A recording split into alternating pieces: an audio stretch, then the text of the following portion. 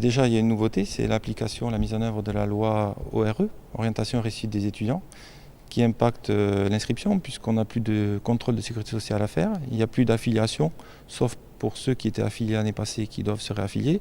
Mais ce n'est plus l'université qui gère l'affiliation. Et tous les néo-inscrits, les primos, n'ont plus d'affiliation à faire, ils sont sur les parents, sur la CPM. Donc déjà, ça c'est une simplification des inscriptions. Autre point, c'est la mise en place de la CEVEC, contribution de vie étudiante et de campus, qui est une taxe, entre guillemets, payée au titre du CRUS, sur le site du CNUS, qui est de 90 €, sauf pour les boursiers qui sont exonérés. Quel est le document le plus fréquemment oublié? Qu'est-ce que vous pouvez conseiller aux futurs étudiants qui viennent s'inscrire?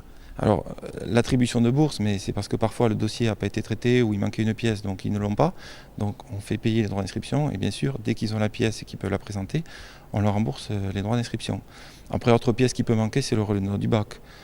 S'ils n'ont pas pu le récupérer auprès du lycée, par exemple.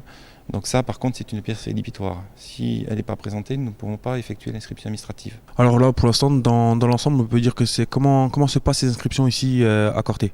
Alors, à peu près normalement, on a eu des fluctuations, on a démarré doucement, on a rattrapé notre retard. Alors il y a l'impact de Parcoursup aussi. Des étudiants qui n'ont pas eu de réponse, bien sûr, ne peuvent pas venir s'inscrire.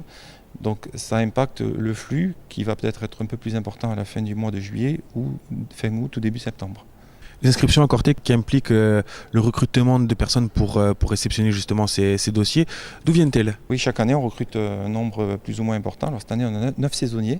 Ce sont des étudiants qui postulent au cours du printemps. Et il y a des entretiens, une sélection sur dossier, des entretiens.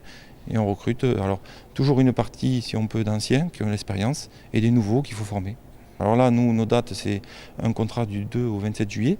On reprend le 27 août et ils finissent le 14 septembre pour la plupart.